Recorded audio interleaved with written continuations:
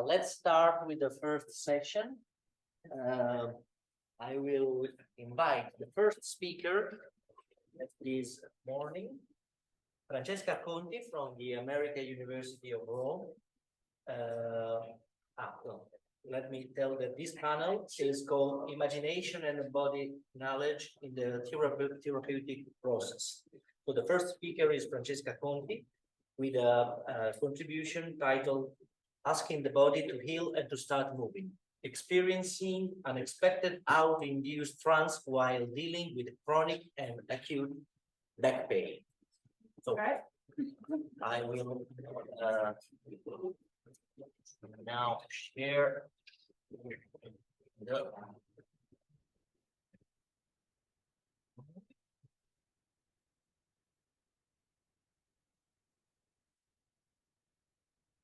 let me share your PowerPoint.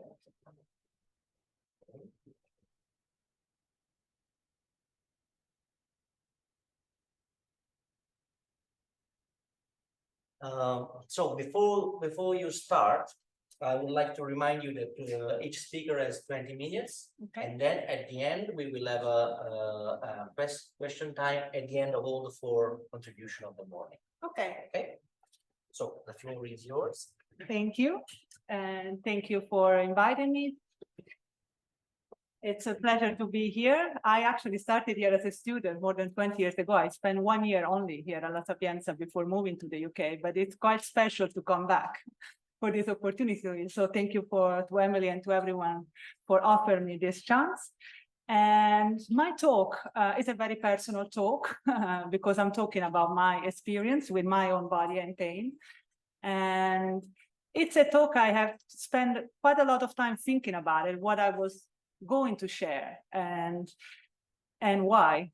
And ultimately, I decided to share some of my experiences in the hope that it will help myself and others understanding more about the body and mind, nexus and spirits, and everything that happens when we get healed and we are in pain. So I'm going to share some images that they have been produced while in a sort of intermediate, what I call an intermediate trance state. I'm not an expert in trance. I'm originally a migration researcher. So I might not get all the terminology right. Okay. Is it okay? And so I use my own terminology here. So I conceptualize my experiences in this way, but I'm open to suggestion on how to be more precise and how to make my point more effective. So I'm pretty much looking forward to learn from all of you about how to talk about trance and trance state. So I'll start with a point of what I think my writings is leading me to. It's a sort of auto-ethnography of self-healing through different methods and techniques and spirits, which, I'm going to tell you the story about. This is the drawing I did a few months ago. My experience with trance started about 1.5 years ago in an unexpected way, which I'm going to tell you about. But I have numerous experiences with other techniques which try to unite the body and mind and spirit. So it didn't happen as a sort of isolated event, because I started suffering from back pain when I was 23 years old. So that was 20 years ago. And I had a number of surgeries for herniated discs, which, they're very common, but they're usually not that common in your early 20s. And they led me to sort of, they basically resolved the problem in the moment, but the pain came back after the surgeries and the prosthetics and everything that was attempted, in those moments of acute pain and crisis. As a good student of anthropology, I was always interested in other medicines. So I started acupuncture very early on. For example, when I was living in London as a student, I graduated from SOA. So the years I spent studying in London, I was doing acupuncture for my pain, together with physiotherapy, osteopathy, a number of things that I attempted. And the turning point to me, at least in the way I see it now, I'm not sure if that's the only turning point, but I would say that when I started practicing meditation, but Vipassana meditation based on secular Buddhism, what we call mindfulness, what many people call mindfulness. I joined a group about 10 years ago when I returned to Italy, and I was living in Rome at the time. And I started taking these classes in meditation. And I think, let's call it spiritually, that was a turning point. I mean, for me, that's how I see it. Something in my back started to return to me. Aspect of myself that I didn't have time to cultivate before were more present in my life compared to the past. And meditation was very useful when a few years after I was diagnosed with breast cancer. And I'm just giving you this timeline just so that to make the story a little bit, create a context for the story. And I was diagnosed when I was very young, I mean, relatively young, 37 years old, which is soon for cancer. But at that point, I realized that things in my body were happening always, ahead of their time. So I was surprised, but not so surprised. At that point, I was used to live, with chronic pain and, when cancer was a shock, but it wasn't as big as a shock as it would happen to a person who was healthy until the moment he was diagnosed. In my case, it was like, okay, now this. It was terrible, but it wasn't as, I don't think it was as shocking as it would have been if I came, through it as a healthy person. So when cancer, hit, so there were, difficult decisions to make. I wasn't a very good cancer patient according to the protocols. I refused chemotherapy. I refused genetic testing. I made a number of controversial choices, not because I thought I could heal myself. I never had a very good relationship with official Western medicine. I don't, we speak different languages, I think. And so I had my conflict. But anyway, meditation helped. And I remember being very, very calm about these, moments that were very critical. So, and that I think was the best result of those practices of meditation. I was present, I was calm, I was making my own decision, and that was the turning point in itself. And following that, of course, I was very stressed, and it wasn't an easy journey to go through. And so I started some sort of psychotherapy session using hypnosis. And the hypnosis I experienced started with a meditation practice. And then there would be a guided sequence of visualization techniques, that the practitioner wanted me to suggest that I do. And, I did different type of hypnosis, regression hypnosis, prenatal hypnosis, everything that could help me change something about the body. Fundamentally, the purpose of all this work was to feel better. So everything I could do to feel better, I was doing. Playing with unconscious mind was part of it to me. It's like, well, if there is something I can do, I'll do it. And it worked psychologically, I think. I felt better emotionally, but the pain was always there. The chronic pain is a constant here, if you like. But in many ways, it did help. And I think all these things that I did, acupuncture, and then we're going to go to the Ayurvedic phase is coming next, they all helped. They just didn't, eliminate the pain, which is what I wanted, was to live a life which was pain-free. And I couldn't get these results. So I carry on searching for ways to feel better. And so Ayurveda came after a couple of trips to India and Nepal. And I didn't try Ayurveda there. I mean, I had a doctor right there, but I sort of chickened out of it. I was afraid. I was afraid of starting something that I couldn't continue because I was not planning to live in India or Nepal. So I had these first encounters, but then I looked for practitioners that could do that in Rome, and I found one. So I've been following Ayurvedic detox and herbal remedies. I've been taking herbal supplements, fundamentally based on spices and herbs of different kinds, ever since 2019, the year of COVID. I was in India right before the first lockdown took place. So I came back with one of the last available flights. And, I spent sometimes joining an online community that was based on one of the lineages within Ayurveda called Siddha Veda. And I joined this online community, which, was around healing and miracles healing, guided by a guy called Clint Rogers, who was a former researcher, psychologist. who spent some time with Pankaj Naram, who was the famous Ayurvedic doctor, who passed away that year. So anyway, I learned a little bit about Ayurveda, but more importantly, through the communities that I was a part of during the COVID, I started to hear people talking about spirit. Now, until that moment in my life, to be honest, spirit as a word was not part of my vocabulary.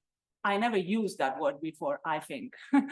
I heard of the spirit world, I was interested, but it was not my terminology. So I heard people talking about spirit, especially Americans, because it was a community where majority of people came from United States. Then it was a global community with people literally from all over the globe. But mostly I heard Americans talking about spirits. And I thought, okay, don't know what they mean, you know, but the word started to work its way through my mind.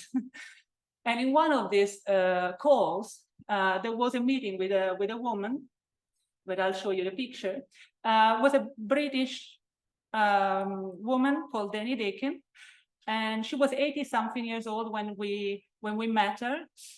And the community fell in love with her. She was a psychic of some kind. She has worked, you know, in a life helping people, and a very, very, very interesting life journey full of, you know, trauma.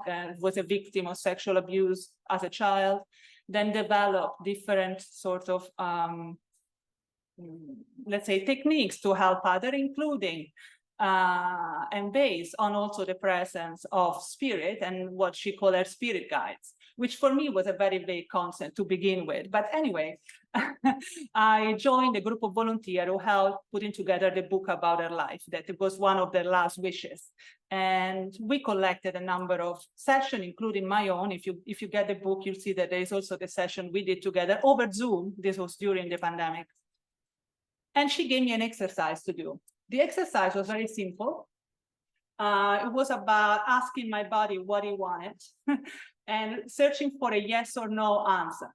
So the yes answer would be with the body moving forward. The no answer would be the body moving backwards. As simple as that. And I tried over the Zoom session with her, and I wasn't really convinced it was going to work. But as part of that Ayurveda sort of class online, we had to do a full day of silence. And I did.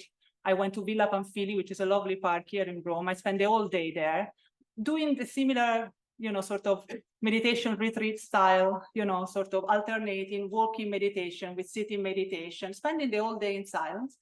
And when I went back home in the evening that day, I asked questions to the body. And to my surprise, the body moved. And the questions were about my treatment for breast cancer I was doing at the time, something they call the hormonal therapy, but actually it's a sort of treatment that takes away the hormones from your body to prevent relapse. And so it was basically a drugs-induced menopause, fundamentally, on myself. And I didn't really like the feel of it. Obviously, nobody does, I think, of all the women who have to go through this protocol. But in my case, it felt really like my body had enough. I wasn't feeling well. But I was too afraid of giving up the treatment because I already refused chemotherapy and a number of other things. So even though I took my chances, I wasn't so, you know, confident about taking it farther at that point. But the body gave me a very, very sort of I would say a quick answer, and, you know, not something that I could, you know, question. It was a big movement. It wasn't like a subtle thing, right? And it didn't start from the mind. It felt separated, like the body was talking his language. And I was looking at it like, oh no, oh damn, here I am, now what do I do? So I didn't interrupt the treatment right away, but to cut the story short, the treatment was interrupted by doctors, because after that, a number of blood pressure surgeries started, and I felt really ill. I had to go to hospital. They didn't know what else to do until eventually they suspended all my medication, and then gradually it stopped. So the body gave me that answer. I didn't follow it. I paid the price for it. I think, you know, I'm not, you know, so, and then eventually, anyway, that was, you know, the result. And that episode started, you know, opening into my mind the possibility of communicating with my body in a different way. It wasn't an easy journey. I didn't believe this was possible. I still struggle. I mean, it's difficult to say that you believe in certain things. It's just the practice of it that changes the perception of things. So I started to do what Danny suggested, to use this simple asking the body for a yes or no answer every day about food. This is what she told me. Practice it, you know, when you're eating something. Ask the body what it wants to eat. And so I play with it for about a year before the trance episode happened. So every year, every day before, you know, deciding what to eat, I ask mentally, should I eat this or that or this and that? And the body has its own, you know, way of communicating back and forward. So he never says yes to chocolate. And he always says, you know, give me answer that I'm not completely happy with, but still, you know, I follow it. So I play with this exercise for a year before the trance event happened. The trance event happened after another episode in which, you know, there was a conflict in terms of my health. Again, with medication. And I end up, you know, screaming in pain in the streets of Rome, in Trastevere, where I was living, and locals calling an ambulance. It was a very traumatic event, and you know, this pain, shooting pain, possibly a new herniated disc, happened in that moment. So it was a really bad pain for anyone who has experienced that. You probably know what it means when, you know, when it comes through, and I was really desperate, let's say, because I went to the hospital, but I got really unlucky. In a sense, it was a Sunday morning, Sunday lunchtime, no doctors were there, so I spent hours in agony. I left the hospital after hours and nobody was, you know, looking after me, and went home and started taking medication, called the doctor, take more medication. After weeks of not being able to walk anymore, and I was literally, you know, I lecture for a living. I work at the American University. I was going there by taxi every day because I couldn't walk the distance. That is only 15 minutes walk from where I live, but my hips will not cooperate with me. And I would walk very small distances, like from this room back and forward. That was all the mobility I had. 4 weeks. So at that point I got desperate. And I think you need a level of desperation, I think, for for these things to happen. And so when I was, you know, in a state in which I thought I tried everything, acupuncture, this and that, ozone therapy, I don't know, I mean, many more things that I didn't mention.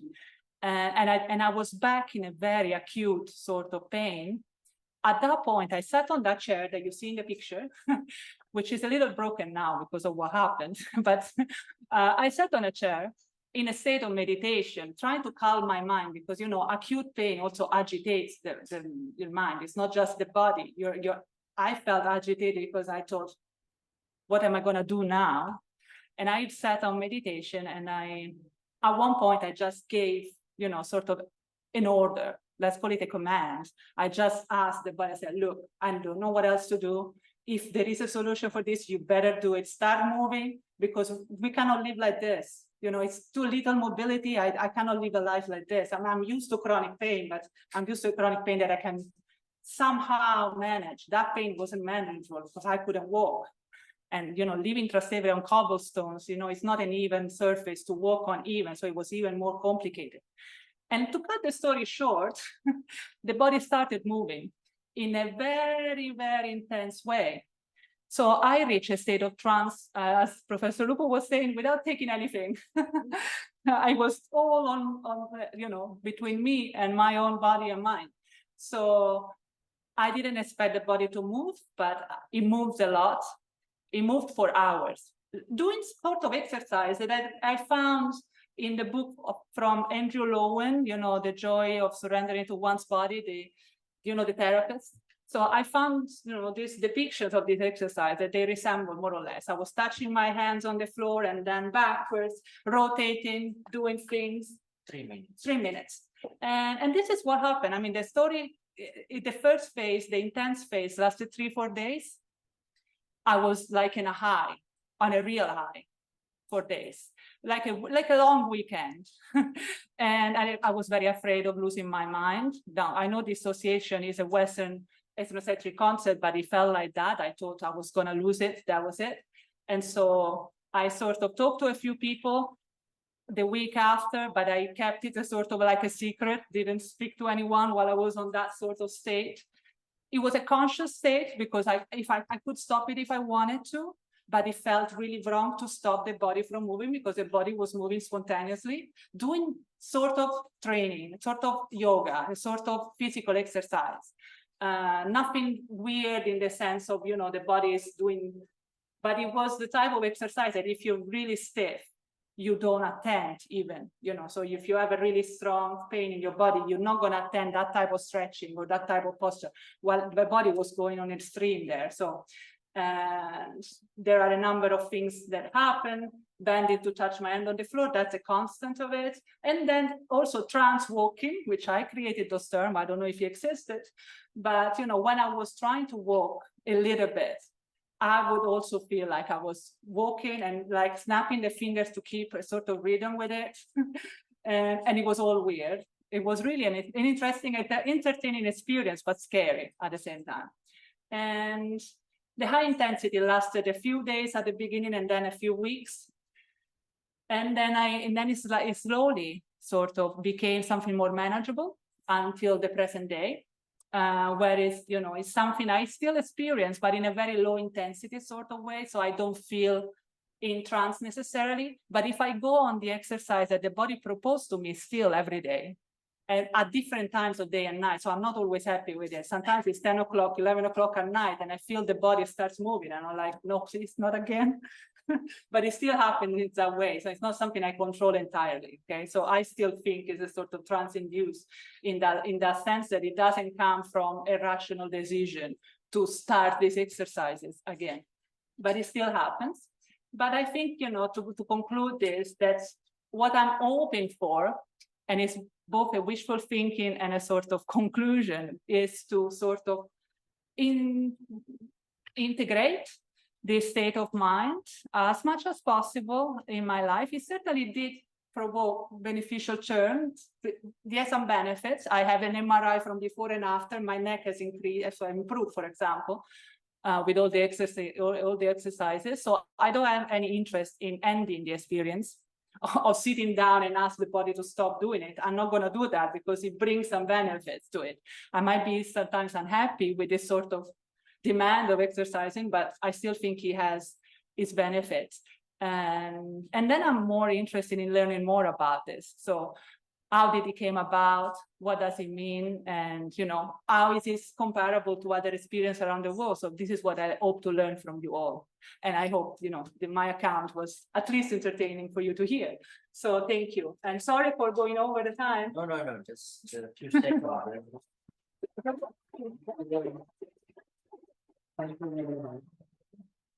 So I will call you back at the end of the presentation for the question and answer time. But thank you for this very interesting paper. So now I would like to invite the second speaker for this session, Kathryn LaFevers Evans. Kathryn, if you are there, you can start sharing your PowerPoint.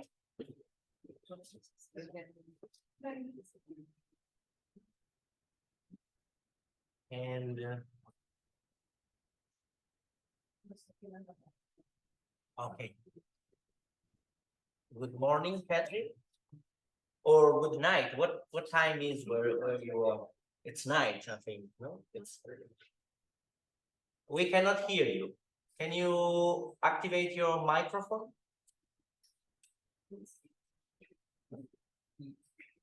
We cannot hear you.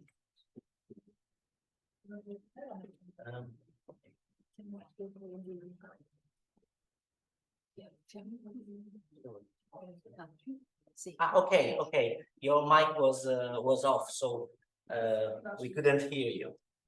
So we are very happy to have you here, Kathryn LaFevers Evans, 3 Eagles of the Chickasaw Nation, Medicine Wheel Vision Quest, Jungian Natural Magic, IAWHE. So the floor is yours, and you have, as the previous speakers, 20 minutes, and we are eager to listen to your contribution. You can share your screen. Chakma, welcome, embodiments of love.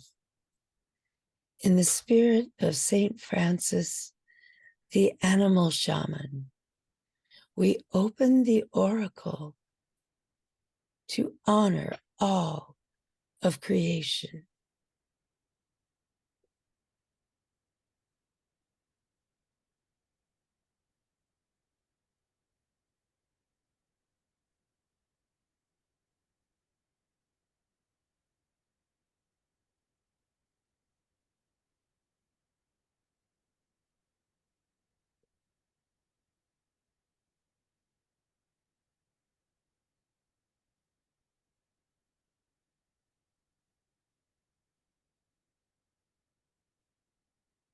Yeah, I've got the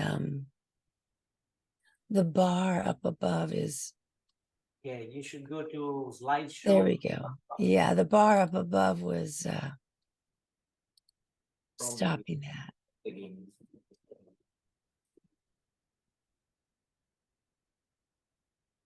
Through the transpersonal experience of soul flight, a phenomenon of trance, humans transcend the physical world to receive waking and sleeping dreams that heal. In the dream time, the soul of YAWHE, the animal shaman, flies through rock into the underworld cave to bring forth life-giving springs and the souls of animals into rebirth for game.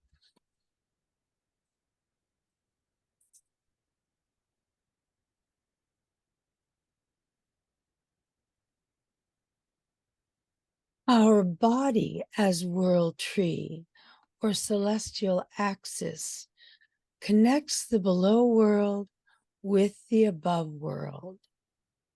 We are the lightning rod that draws down spirit into the world. So when I took this photo, the spirit fire was not physically visible. I was unconscious that soul, like a lightning bolt, was manifesting itself for me to share with you. We are shaman.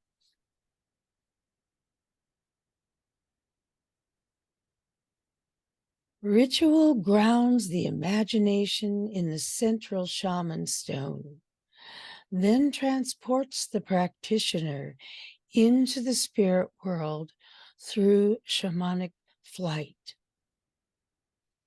Christ's body is grounded like a stone below,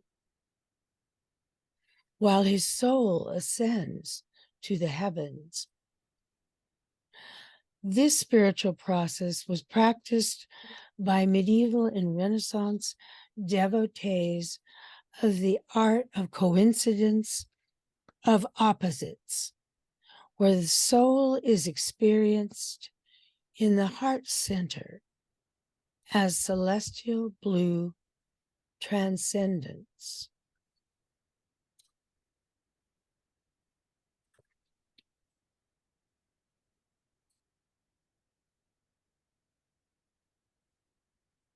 The soul or spirit is often experienced as a bird.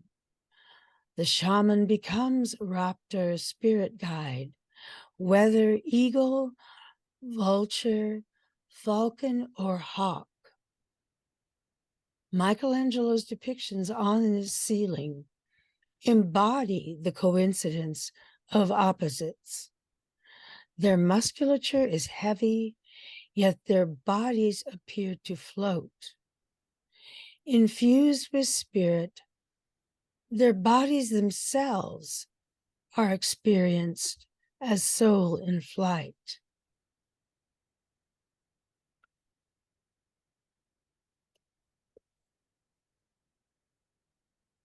Christ as winged sun is both body and soul.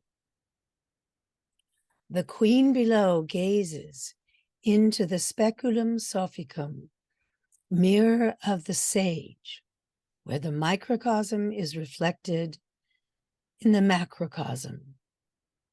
As above, so below. Soul permeates the cosmos.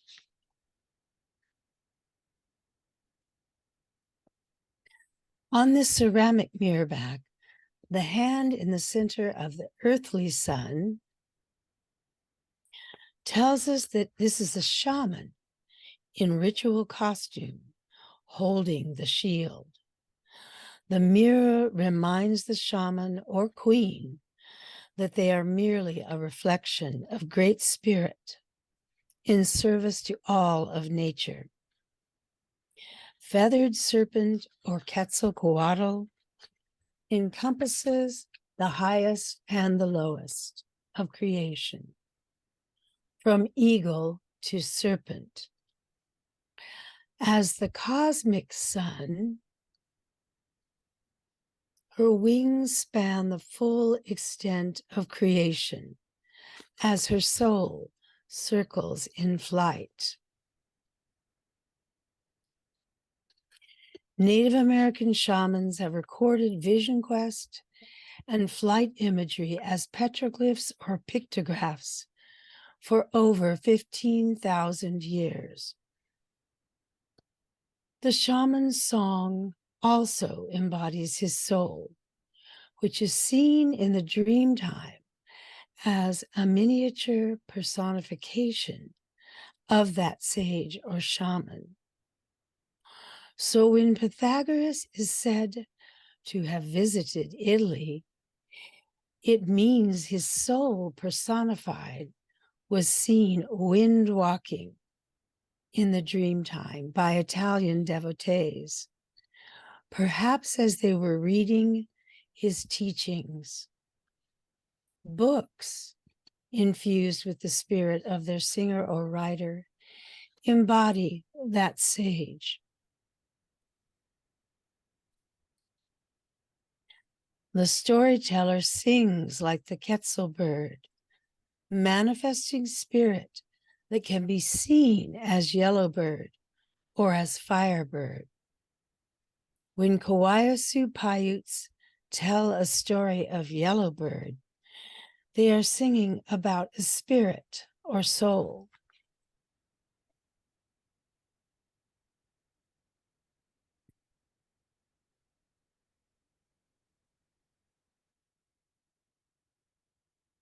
Visions received in the dream time were shared as an image on stone.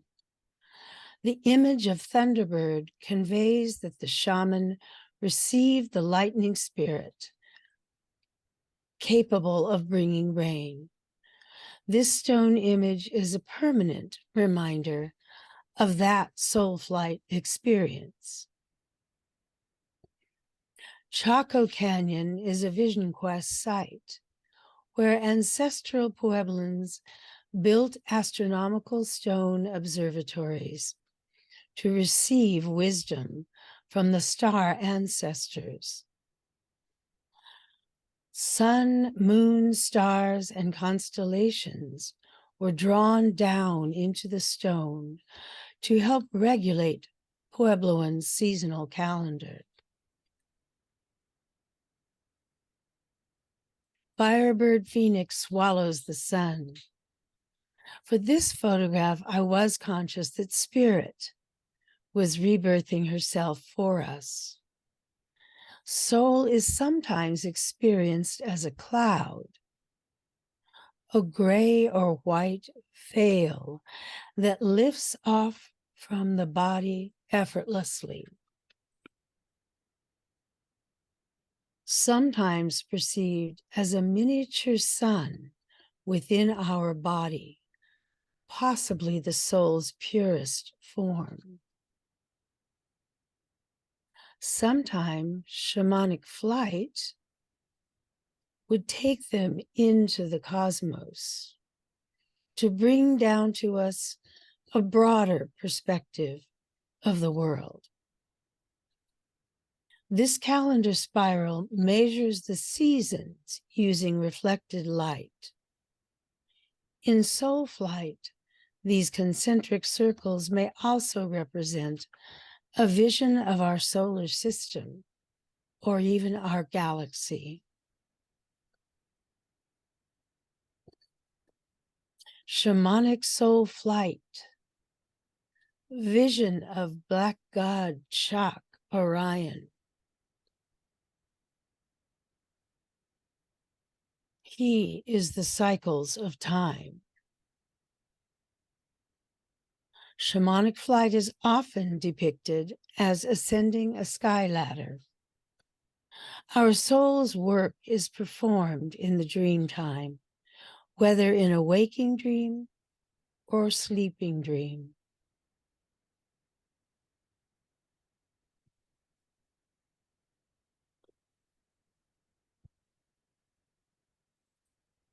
Hoso eagle vulture conducts the soul of bighorn sheep between the below world and the above world in rebirth. The lightning power connects them here. Whether conducting to the animal underworld in death or to the above world in rebirth. From Neolithic times, Sabian star worshippers have practiced similar embodied rituals in stone observatories, like Göbekli Tepe in Haran, Anatolia.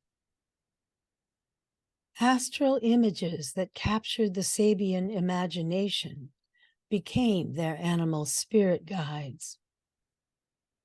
Vulture is depicted as the central petroglyph at Göbekli Tepe, conducting the soul through the celestial North Pole. The 14th star is otherwise called in Arabic Vega, Vega, Vultur cadens, falling vulture, circling the celestial North Pole. In medieval times, Al-Sabi Tabit ibn Qura al-Harani, the Sabian from Haran, translated the Syriac treatise, now known by its Latin name, De Imaginibus, on images, into Arabic. The Arabic Voega, Latin vultur, is an astral image recorded herein.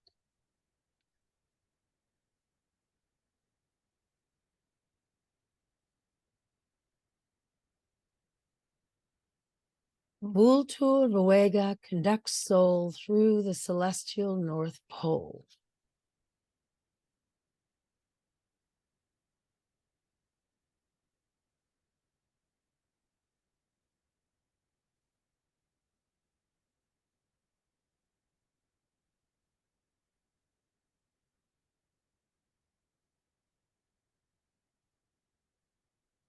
The first image is of God as a man running, depicted as an X with star feet, like the image of Orion Chak in flight across the night sky. The De Magia Naturali, together with Tabit's De Imaginibus, and its expanded version as Gayat al-Hakim, goal of the sage, are all bound together in this Latin manuscript named Picatrix. At Ficino's Academy in Florence, before the turn of the 16th century, Catholic reformer Jacques LaFevers d'Etaples met this Picatrix. Stapulensis adapted it into a treatise on Renaissance natural magic, De Magia Naturali, testament to the continuous transmission of indigenous healing phenomenon, from their representation as some shamanic soul flight in Neolithic canyons and stone observatories to their encoding in handwritten and printed word.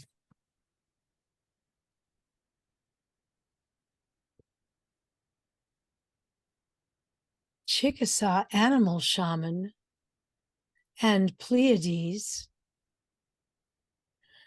carved shell images, amulets. The symbol circle with a dot is a universal sun or star image. We'll close the oracle in silence with the final two images.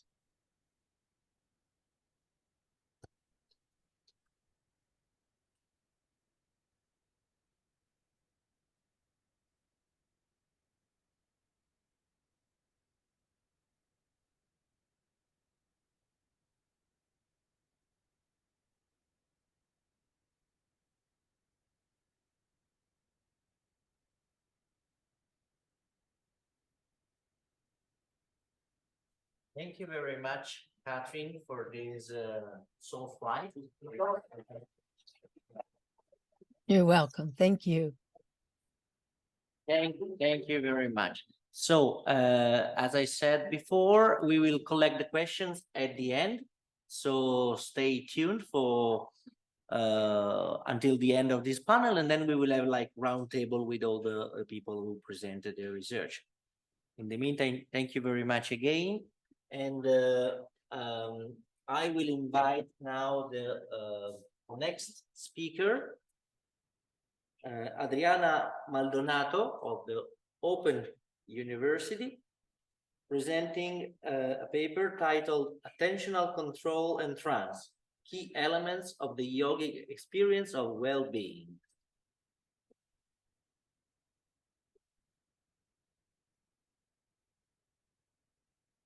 Adriana, can you hear us? Your microphone is off. So. Oh, yes, now it's working. Hello, can you hear me? Oh. Yes, now we can hear you. So. Okay. Yeah. All right. Good morning, everyone. I'm just going to start my presentation. Yes.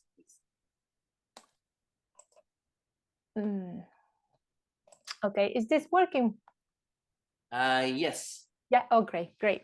Should start from beginning because now we can see all the slides. So press. All right. On top, you were in the right place. Yeah. Yes. Okay, so for some reason it's just not starting. Wait.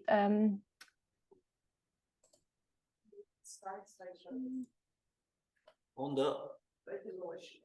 Is that right? Yes. Okay, great. Okay, so good morning, everyone. My name is Adriana Maldonado. Thanks very much for inviting me. It's really great to be here.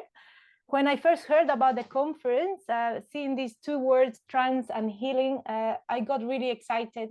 I heard it from my to-be PhD supervisor, Suzanne Newcomb, and I was excited because these two words are the heart of my research ideas. So let me introduce my today's subject, attentional control and trance, key elements of the yogic experience of well-being.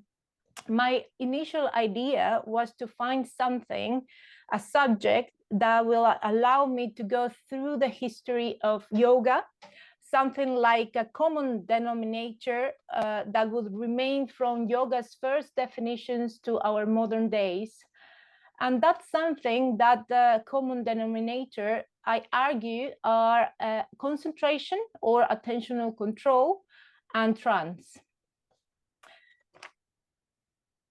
This work represents my MA dissertation that I did at SOAS University, and from which I draw the foundations to my soon to start research project at the Open University. I argue that attentional control, whether on external factors and related to perception or attentional control on internal factors, visualization, thoughts, or other mental processes, and on the path of yoga meditation, has remained a constant feature of yoga from its first definitions as a set of techniques and practices to attain liberation, through to our modern day understanding of yoga to support well-being, mental and physical health. In addition, I contend that experiencing trance state attained through attentional control techniques proves beneficial for well-being.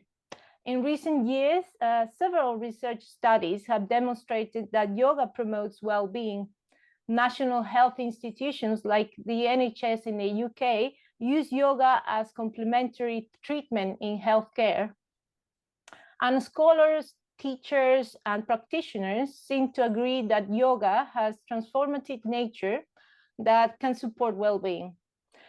But particularly modern postural yoga in itself is a spectrum of propositions that can range from very physical athletic practices to relaxing, nearly static practices. Nevertheless, mind work through attentional control, such as fixation on certain places in the body, something that we call drishti or gazing points, focus on breath, and attainment of trance-like states have been constant in nearly all propositions. Attentional control techniques can lead to trance, to absorption. A state of trance or altered state of consciousness, I intend to demonstrate that while there are differences between absorption in deep states of meditation, in seated postures, and absorption induced by asana or vinyasa while in movement, both can represent trance experiences that can prove beneficial for well-being. In this study, I consider meditation, moving meditation, state of flow, absorption as trance experiences or altered states of consciousness that are induced by attentional control techniques. Attentional control is at the heart of yoga practices. For example, concentration on breath awareness and on different parts of the body or on objects of meditation, like, for example, the mantra Om. Bodily sensations as well, feelings sometimes that arise through the body by practicing yoga. In the context of yoga history and philosophy, the mind must be kept focused without distractions to advance towards the goal of yoga that has to do with understanding the nature of the self. This process, understood as achieving liberation or samadhi, is described as a trance experience in the path to salvation. As the centuries pass, this concept will be more understood as support of our well-being or sometimes as healing therapy. Absorption states, as Johannes Bronkhorst in 2012 points out, help the body to reduce bodily tension and often cause the sensation of pleasure. Many religious traditions, including yoga traditions, had a goal or the goal of cultivating trance with a view of attaining ecstasy. According to Fersen in 1989, Vyasa, the first commentator of the Yoga Sutras, sometimes considered the most important text of yoga of all times, defined yoga as ecstasy. This involves focusing on an object of concentration in a process of emptying the mind, except the perception of that object in question. The yogic experience is a trance experience, light or deep, and as Connolly in 2014 points out, has to do with displacing or inhibiting conscious mind processes.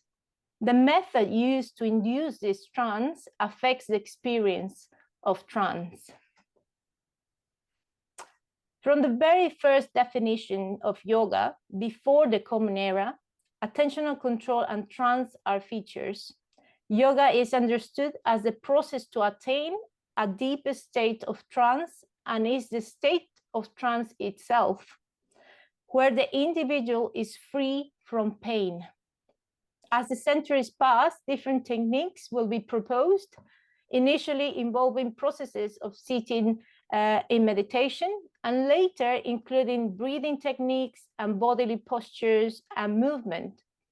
I will present some examples from the Upanishads that are foundational texts of Indian philosophy, and some of Hatha Yoga treatises. So I'm just going to read quickly an excerpt of the Katha Upanishad. When the five perceptions are still, together with the mind, and not even reason besters itself, they call it the highest state. When senses are firmly reined in, that is yoga, so people think.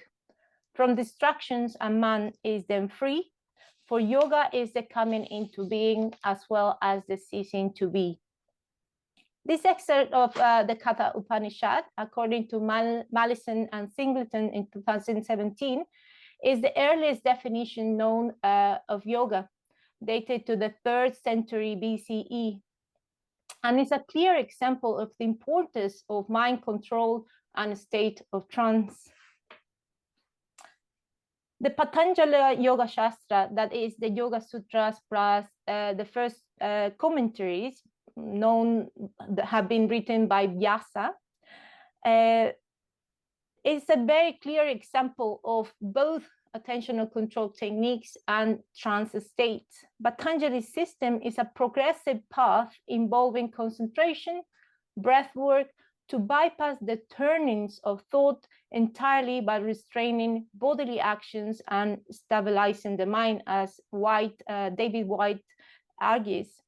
A deep state of trance where the ultimate goal is the end of suffering, liberation, or the realization of the self. For Tola and Dragonetti, 1987, the Yoga Sutras is an analysis of yogic trance, the bringing of the mind into a point by eliminating little by little all the other mind processes. Okay, so there are several techniques that will change and be proposed over the centuries. And I'm just bringing two examples here of two Hatha Yoga treatises, the Viveka Martanda and the Garanda Samhita, where you can find gazing points, visualization, deep breathing practices, different meditations. The teachings of these texts, as many of other yoga texts, is that the deeper the state of trance through the fixation of the mind, the closer the practitioner is to achieving the goal of yoga, samadhi. In the Viveka Martanda, there is an extensive description of breathing, gazing practices, and specific concentrations or fixations, such as focusing on chakras to induce absorption. Absorption is the goal of the practices, and it's in these states of trance that the yogi achieves the goal of yoga, the experience of oneness and the ability of not being affected by external stimuli, related to not feeling, sometimes cold or heat. So quickly moving towards the gurus, because understanding what the gurus mentioned and what they were their teachings will make us more aware of what attentional control, and if they were talking about trance as well. All these teachers speak of the importance of concentration, emphasize the need of regular practice, breath work, and speak of an element of either devotion or belief in the practices. In their books, they also describe the effects of the practice, the description of absorption states, and the bliss-like state, a trance state. These key figures teach yoga as a spiritual practice that heals the body and the mind. So one of them was Krishnamacharya, and was part of a movement that was responsible of creating a yoga that brought together a very physical practice, attentional control techniques, and the use of breath while moving, that will be called vinyasa. all characteristic of modern postural yoga. The rhythmic movement, sometimes repetitive and complex, demanding high levels of concentration, resulted in deep states of absorption. Okay, so there may be many figures that influenced Krishnamacharya.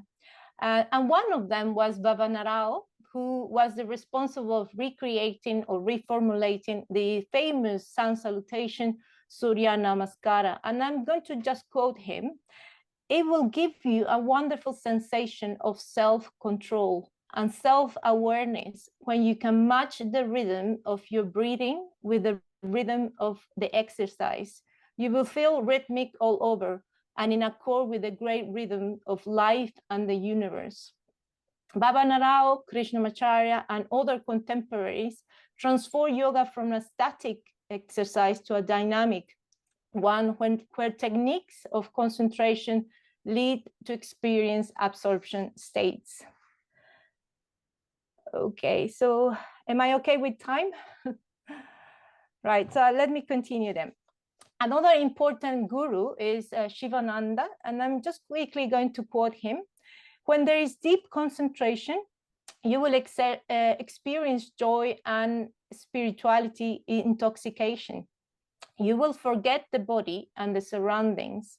All the prana, that is the life force or energy, will be taken up to your head.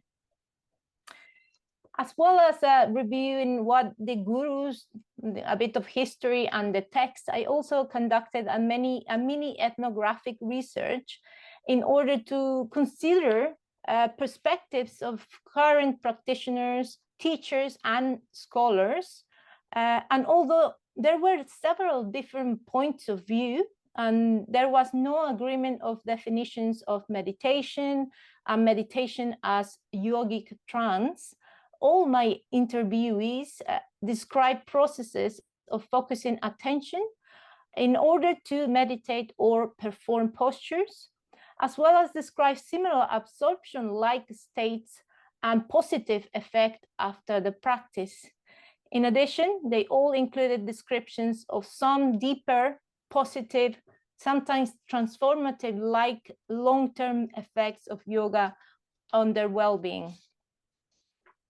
So just let me close this presentation by just adding a few conclusions.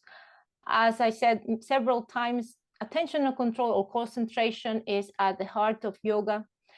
And this attentional control and the different techniques that will evolve from seated meditation to complex movement are in the key text and are taught by the main gurus, the key figures of yoga. There are different elements that affect attentional control, like, for example, faith, belief, regular practice, learning and memory processes, and breath control. And something that is very important is that the intention, the individual intention, the mind persuasion will affect the desired experience. This attentional control can lead to trance experiences. This state can have deep effects on people's life, from mystic experiences to just the sense of well-being. And I call that the yogic experience. Thank you very much.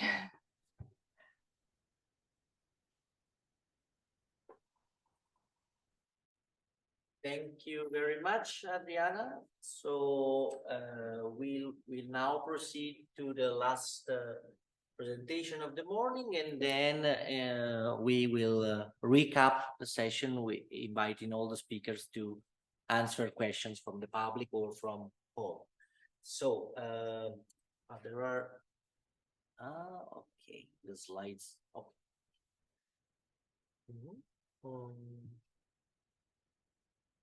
I invite now Liora Sarfati. Oh,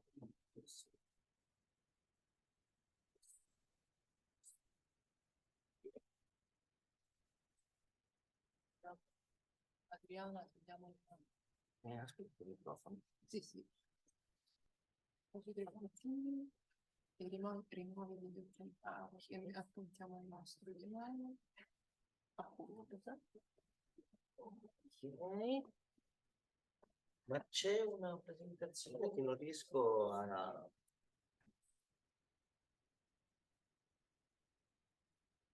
Okay, from here. And yes, yes. So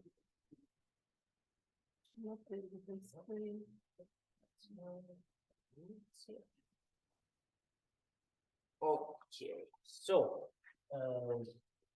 I wanted to invite you, but you're already here. So Liora Sarfati from Tel Aviv University is presenting on When Trance Goes Wild, Ritual Surprises in Korean Shamanism.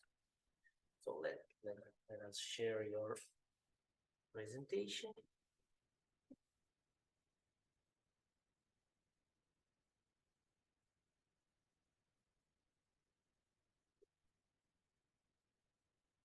How can we? It's okay. It's okay. So you will. I'll leave you the stage. Hello, everybody, and thank you so much for organizing this panel. And being in Rome is nice always. But the previous Zoom conference was so different to hear people live. So I appreciate it. And there is so much to say about Korean shamanism in relation to everything that has been said and will be said in the future. So I will try to concentrate on my topic this time. And I will talk about ritual surprises in Korea. My ethnography is in Korean shamanism. I'm an ethnographer and folklore scholar. And okay, so first, let's say a few words about Korean shamanism. We have to say that it's not extinct at all. It's very popular in Korea. There are organizations. The biggest organization has 300,000, more than 300,000 practitioners listed. And we're talking about South Korea, a very hyper-modern country. So my initial interest was to see how in the big metropolis people still, or do they still practice shamanism? Yes, they do. It's very popular.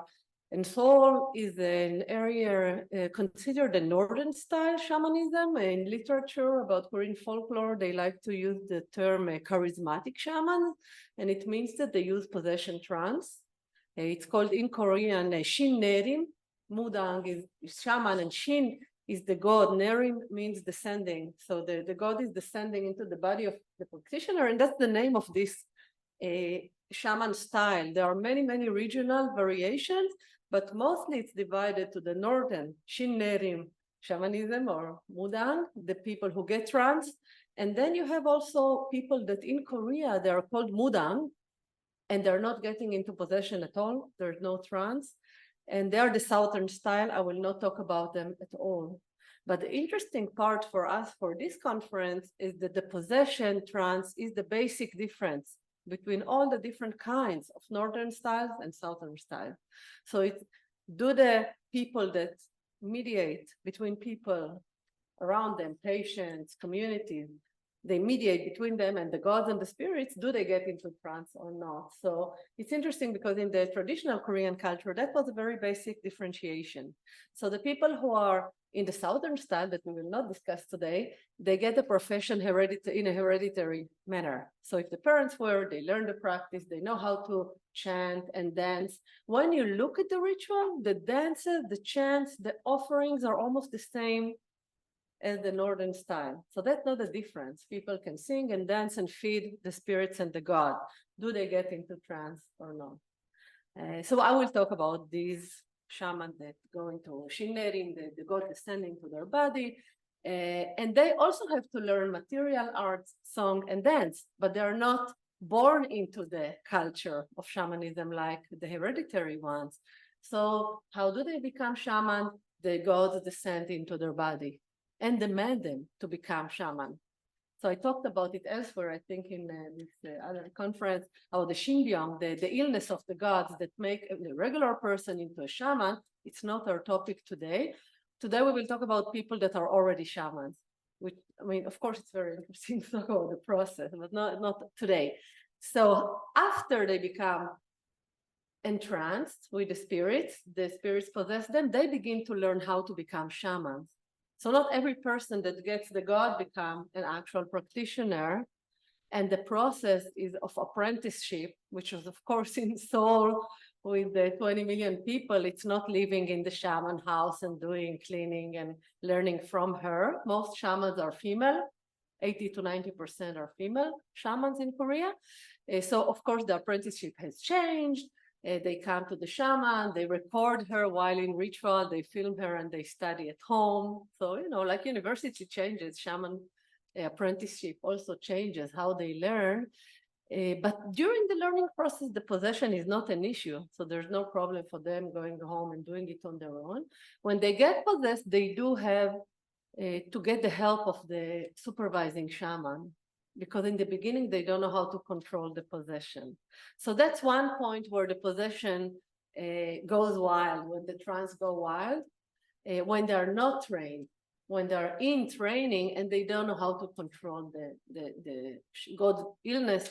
And that's the process of becoming from an ill person to a shaman. And that's a particular illness that is even defined in some of the psychiatry, like Western psychiatry books in Korea, like the shaman illness. And usually it would be a psychiatric ailment that is not healed in modern medicine. So, you know, South Korea, people don't go to the shaman first thing. They go to doctors, they get electric shock sometimes. Now it's back in fashion in Korea in some places. And every shaman that I talk to that has been initiated in the past 20, 30 years had undergone psychiatric treatments or suicide attempt, all kind of more modern symptoms, until somebody said, you know, we have to go to a shaman, it's not helping. I found a dissertation from 1996 from an Korean American psychiatrist saying that Korean Americans are not do not respond well to traditional medicine, like traditional modern medicine, psychiatry. And actually that American psychiatrists treating Koreans have to know that they have to, you know about Shinbyong, because Shinbyong is not treatable. So it's very deeply rooted, the idea of possession. And that was just the beginning, so that we can start looking at what happens during ritual. So I will show two examples, two field examples. One is my latest ritual and one is the first ritual I attended. So the last one is last summer. So the first ritual of that shaman that I've been working with from like 2007, I've been meeting her and seeing a ritual. She hasn't performed during COVID. In Korea, there are many restrictions about gathering 4 or 5 people in a room. As you can see in the photograph, you have many people. There are drummers, flute players, assistants, apprentices, clients, families of clients, visiting scholars like me, and sometimes many Korean visiting people, either scholar. In this case, in this ritual, there were 2 filming crews, one documentary film and one just art photographer, because she was not doing rituals for so many years. So many people came. And in COVID, it wasn't possible. So this is like the normal ritual, no surprises. Yes, possession is happening without surprises. They do get possessed. She is a very experienced shaman. She's been initiated more than 30 years ago.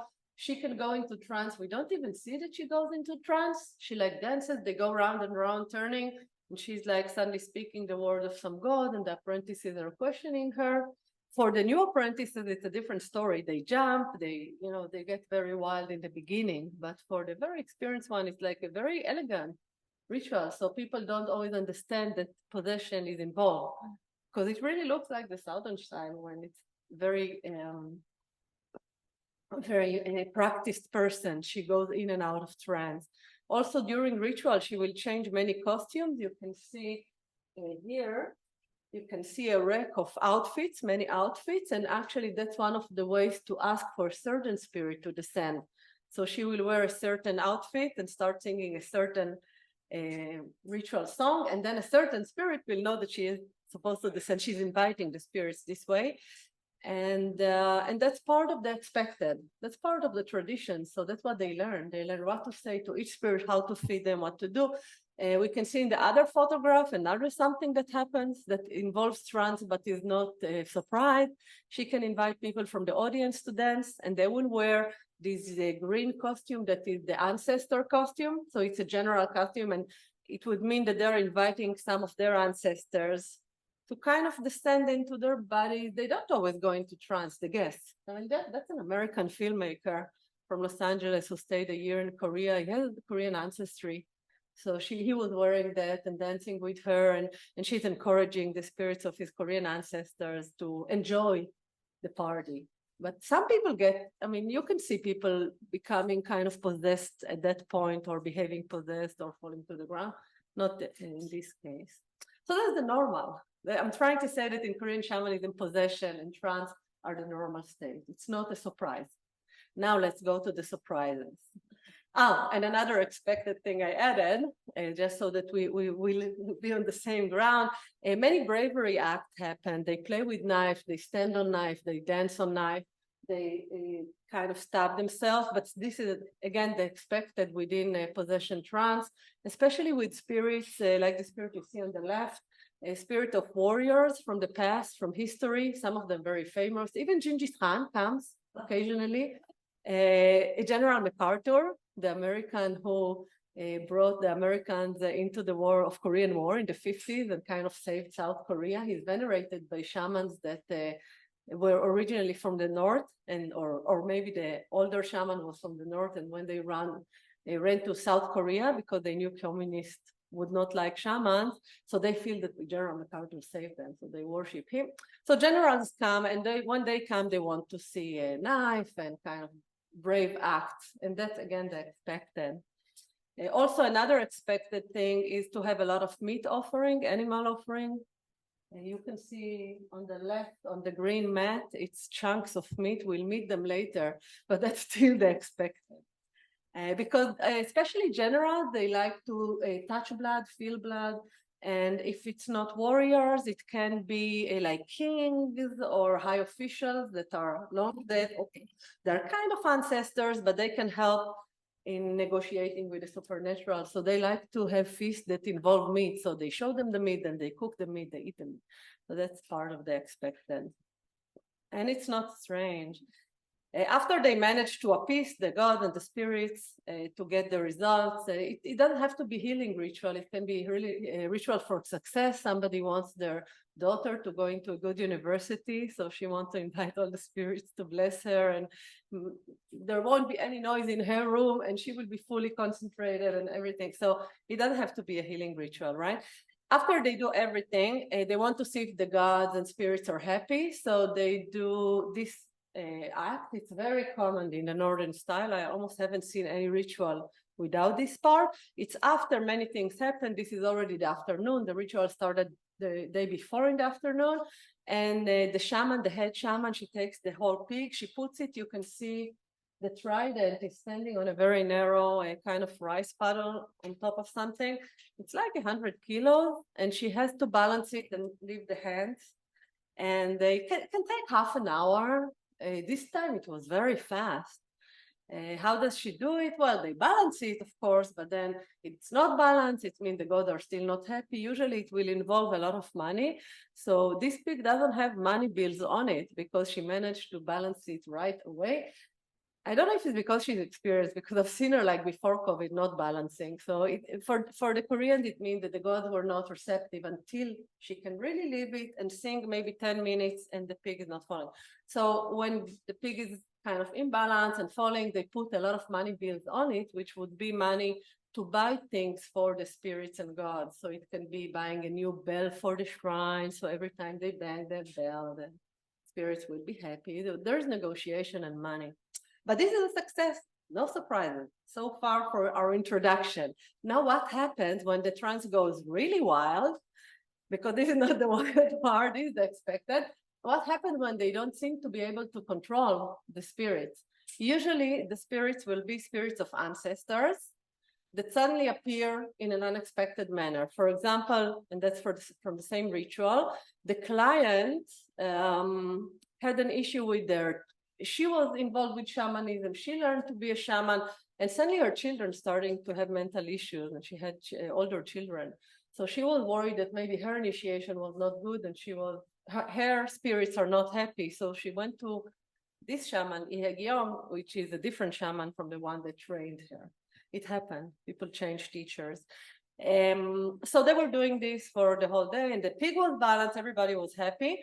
And then they said, okay, so now the ancestors are happy and everything's fine. We solved the problem. I won't bother you. I mean, it's been 24 hours of negotiating with all the spirits that needed all kind of promises and gifts and stuff. But it's all gone. The pig is balanced. So now they want to cut the connection between the living and the dead. So they open this white bridge. They call it the bridge between life and death. And the woman in white, she's supposed to kind of go into it. There is like it's torn in the edge, and two people will be holding it. She will walk in between. It will be torn into two, and it will mean that the spirits are happy and they're going somewhere, and she will stay and everything's fine. But then suddenly she leaves the cloth and she runs into the shrine inside, and she gets this doll that you see that is wearing the ancestor outfit. You remember from the American personal dance. So that's kind of a scarecrow that represents the ancestor that they were appeasing. She's bringing it and she starts to hit the bridge. She's not going. This ancestor is not going. But what? We've been, doing it for 24 hours. So who's this ancestor? So it all starts again. Actually, the photographer were gone by that time because after the pig, everybody was sure everything's fine. And it was supposed to be kind of a nominal part. So you can see on the left, the kind of the scared apprentice that is trying to help, and the piece of cloth is all mashed and everything's going wrong and nobody is happy. So the ritual continued and continued until like probably 2, 3 in the morning, until everything was at peace. And that was the trance going wild. After even the head shaman was telling the photographers, well, you've seen that. And because we were having lunch and then we were doing the bridge part. So everybody was eating and everybody went to Seoul. It's like 3 hours drive. And suddenly it went wild. I always stay to the cleanup because I want to see the cleanup of the ritual. So I was lucky I didn't go. I had a lift. I could drive with them in a nice car to Seoul, and I was so happy that I didn't. So it's not always expected. It was not expected, and she's a very trained shaman. And I've never seen in her ritual that kind of a chaos of so many hours. Usually it will start and it will end, and then they do the pig. So, I mean, there's always a trend that goes a little bit wild, but this was a really big thing. So they were offering a wine here, and you can see everybody suddenly is anxious. You can see the faces of the apprentices and helpers. Everybody's a bit stressed. So here, the head shaman in white is offering to the spirit of the general who was invited again, all kind of drinks and alcoholic drinks, because the spirit of the general that actually IAWHE Young, the head shaman, she knows him very well. She worships him daily. So he can help convince the grandmother that doesn't want to leave. Now they know it's a grandmother because there was a lot of negotiation, and she doesn't want to go. So he can convince her and say, yeah, you come to the afterlife, I'll invite you to my party. So there's all kind of, they invite the spirits that they know to help them negotiate with these wild spirits who don't want to go.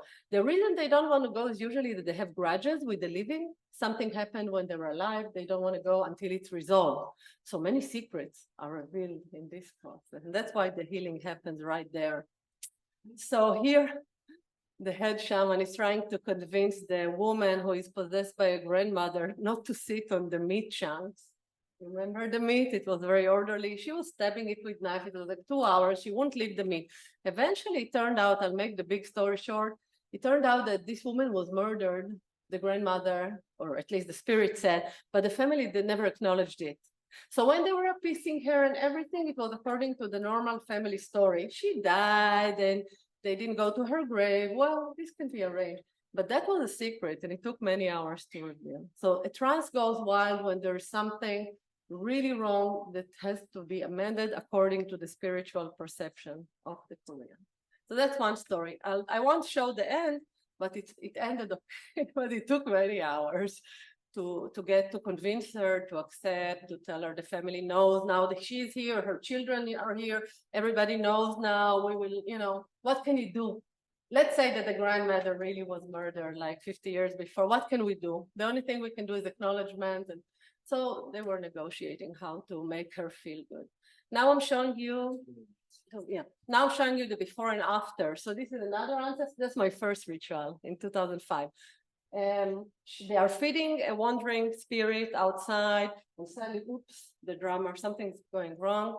That's how it looked before and after. So that's how she looked before when everything was normal. That's how she looked after she smeared herself in blood. And again, animals, everything was wrong, but it ended with appeasement many hours later. The reason I'm interested in that, especially in a conference like that we're talking about the healing, is that I think, and this is also my conclusion, that the possession trance has the strongest potential of healing when it goes wild. So when it doesn't go wild, it's fine. I mean, things are resolved. I wrote it somewhere in psychological and sociological world of the people get resolved with their ancestor, with the parents, with the society. But when it goes wild, it means the problem is really bad and it takes time to fix. And the shaman has to be very well trained and experienced not to really get upset. At some point, the shaman told me stop taking photographs. That's the last photograph that she's sitting on the meat. She said, you know, it's not a ritual. It's not a regular ritual, and we're not going to put cameras here. So even for her, it was a wild case. I've seen several. Probably I've seen it 5 times, but it really goes wrong. Normally, it goes wrong a little bit. I mean, the spirit go wild, throw things, but you know, they are peace very easily. So these are big problems, and the spirits and God that descend to the body of the shaman cannot allow healing if their problem is not resolved. So usually in Korean shamanism, illnesses is not about the body. It's about something in the supernatural world around you that's not happy. Can be our house was built in a ground that was kind of sacred, something we did wrong, we have to appease the gods of the land.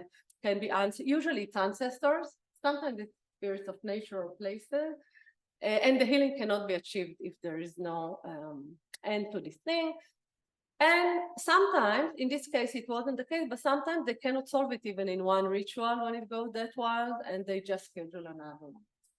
So that's how shamans, I mean, for people who don't like Korean shamans, that's how they make the money, because, you know, they can always schedule another ritual. But I can say I've been going for 20 years. I really haven't seen many such cases that rescheduling was needed. Shamans want to close the deal in one ritual, maybe another few hours.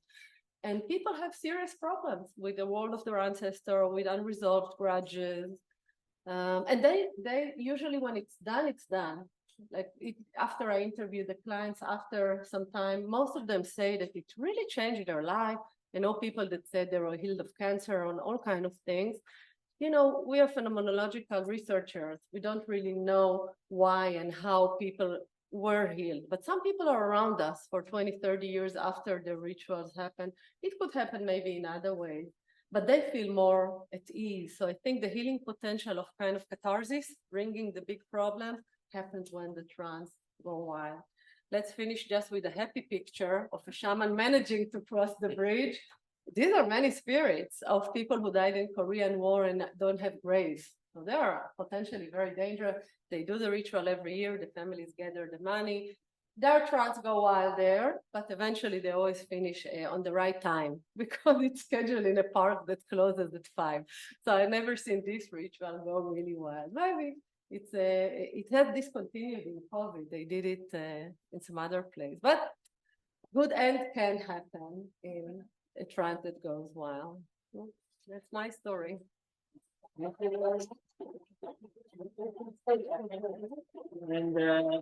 I think, Emily, I think we can take some time from the lunch to have a final round of questions.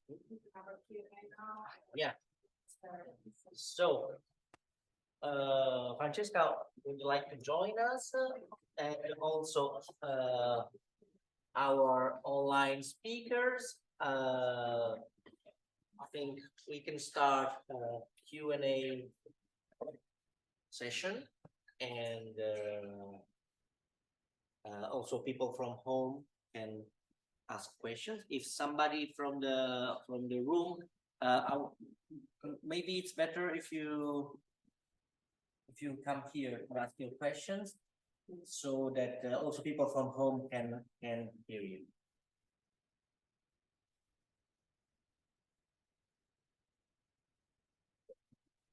You can.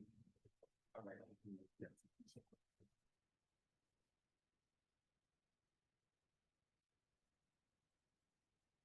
So thank you. These papers were all very interesting, and I actually, if it's not too much trouble, I have a question for each one of the speakers. And my first question is for Francesca. You said that the spontaneous trance is otherwise entertaining except when it's scary. And so my question for you is, when and why is it scary? Should I ask all four questions and then I can go and let the others? Yeah. So that's the question for you. When and why is it scary? For Kathryn, you talked about flight techniques that are found in all different kinds of shamanism and spiritual healing. And I was interested whether you, in your own practice, use flight techniques and what kind of flight techniques are most comfortable for you. My question for Adriana, it comes from the observation that you made from the scriptures that the meditation is both coming into being as well as ceasing to be. And it gets to the question about whether trance is always a form of absorption, or is it sometimes a form of dissociation? Because dissociation would seem to be ceasing to be, whereas absorption is coming into being. And just along with that question, since I'm from San Diego, I have to ask what you think about Kriya Yoga and the practice of Yogananda. That's only representing my San Diego background. And finally, my question for Liora would be to say maybe even a little bit more about this fascinating issue of the identities of the possessing entities, because sometimes it seems to be deities and sometimes ancestors and sometimes historical figures. And it also seems like in resolving the issues, they interact with one another in some ways. And I find that fascinating. If you could say a little bit more about that. So, sorry. Thank you. I think you can stay. Maybe there is a follow-up. In case. Should I start? Yes. Okay. Can you hear me? I think so. It's working, right? Okay. So when is it it gets scary?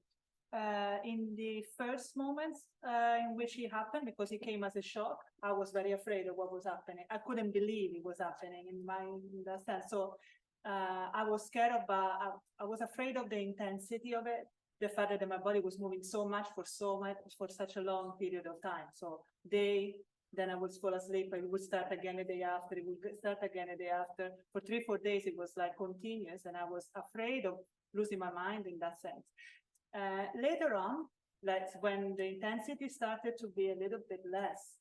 But there are still odd moments in which, for example, I'm sitting at home, but, all of a sudden the body starts, I stand up from my sofa and I can see that I'm directed outside, but I don't know where. So I start walking around, which I train a lot because, part of my rehabilitation here in terms of walking includes daily walks around the block, sometimes only around the block, sometimes a little bit longer. And I understand it's time for the walk, but I don't know where it's going to take me. So sometimes it's fun when I reach all the way to the bookstore and I'm like, oh, yeah, I wanted to get that book actually. But sometimes it's like, what are we doing? It's 8 o'clock. I don't like walking in the streets. I feel very vulnerable because I cannot run away from stuff if it happens. So it gets scary. Are we sure this is the right thing? Maybe I need this training or this walking practice, but is it, sometimes I still get scared about that.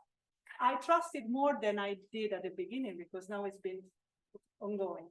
But it still often sometimes like a surprise, like the body has a life, a decision on its own. So that's what makes it scary sometimes. So I hope I answered your question. Thank you. Kathryn? There was a question for you. Can you open your mic?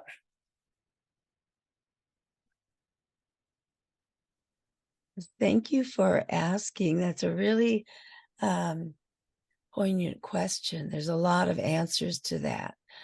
But I think just to begin with, the indigenous perspective tells us that we've lived many lifetimes. And so in this lifetime, I haven't used psychedelics, for instance, like peyote, to achieve trance states. But as a child, I was very much a loner and prone to just abandoning myself to the imagination. And at the same time, being very connected to the physical world, like the children are in the sandbox and things like that. But as I aged, I took up different traditions. The transcendental meditation, I highly recommend, and it's a type of meditation that allows you to experience the absolute. So a blackness, a complete emptiness, which you become. And then also within the Hindu tradition, which I worked through in college, we have dharana, dhyan, and samadhi, the siddhis, fixed attention, contemplation, and concentration. So as your mind is able to focus and also broaden to the expanse, you transcend. And from that, you're able to perform different yogic experiences, one of which is the Flying Sutra, which is very, very interesting because you're asking the body to perform physical flight, which it does. However, most of us are mostly dross, and so it appears more like a hopping thing. I have seen people project themselves through the air quite far, or even go from sitting and cross-legged to straight up standing. So that's one thing where you have the full extremes. You have the physical and the spiritual happening at the same time. But what really has become my standard practice, considered like a walking mantra for a child. So as you go about your day, every step and every breath and word is considered as an act of walking in the footsteps of the divine. And so that would be Jung's process of active imagination, where your consciousness rolls through the experience, but you're not in it. It's experienced as being completely centered in the expanse of unity while going about your daily work. And so that's a very simple process. You use a mantra from any tradition, and you speak that and think that as you take your footsteps throughout the day. And eventually it is always present in you. And so it transforms you into a state where the physical world becomes the dream time. So you've integrated the dream time where you're unconscious of it to a state where you're conscious of it. It's always present, but oftentimes we're unconscious of it. So Jung's process of active imagination, I believe, and it's been said also, my other Jungians, that it's the same as Patanjali's Yoga Sutras. So it's a process of imagination, fixed attention, contemplation or meditation, and then concentration, which is concentration in the soul. So in the heart center, your soul is what you experience as you go through your day. So synchronicity, we all experience that, where things happen during the day that are absolutely miraculous. Whenever I'm thinking of writing and working on a paper, all I have to do is open the oracle, and for the people who are going to hear the paper, the wisdom comes. So, and that's why I say the medicine wheels come for us. They come for us. And oftentimes you envision the wheels like Ezekiel's wheels. And it's just very, very lovely to be able to find life in everyday circumstances to be completely miraculous. Also, the experience of this lifetime took me to the edge, the end of time, so that the world suddenly, poof, disappeared. And you come to realize and see each moment as manifesting out of the absolute for just that moment. And then always a new moment arises. But that's where the flame of the Christ, for instance, is concentrated in the center. And that's where you exist, and the world is completely momentary. So it's all a process. Thank you very much. And now let's shift to Adriana question.